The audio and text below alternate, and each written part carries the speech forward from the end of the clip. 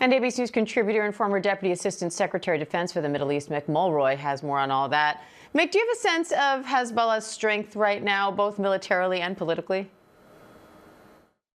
So, Diane, they've been degraded substantially by the Israelis. We already mentioned the pager operation. There was a radio operation. We've taken out the key leaders. And right now they're on their back foot yet again. But I think what Israel did here is they knew Hezbollah, which was created by the IRGC back in the early 80s, is the most significant, even with everything I just said, the most significant proxy force for Iran. And they would likely have attacked Israel and done everything they could once the war with Iran started. So I think that's why we're seeing this.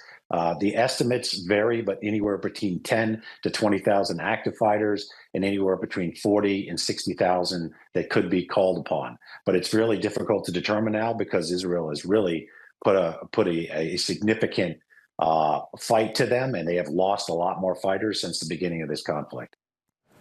What are you watching for as Israel intensifies its strikes on Lebanon?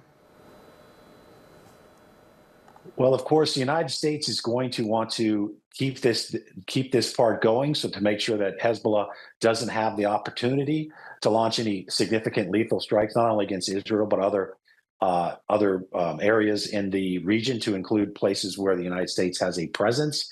But at the end of this, just like before, the Israelis, I think, from the United States perspective, need to stop and have a ceasefire, just like we had starting back in 2024. That is necessary to stabilize the region and to get back on track with President Trump's peace initiatives. But right now, I don't see that stopping until the war in Iran stops. What would a new regime in Iran mean for proxies like Hezbollah?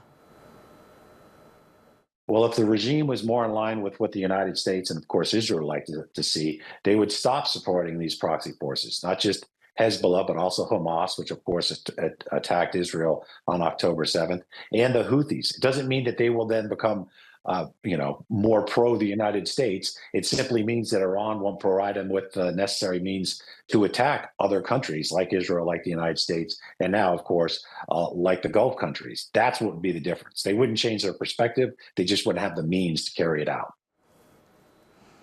All right, Mick Mulroy, thank you.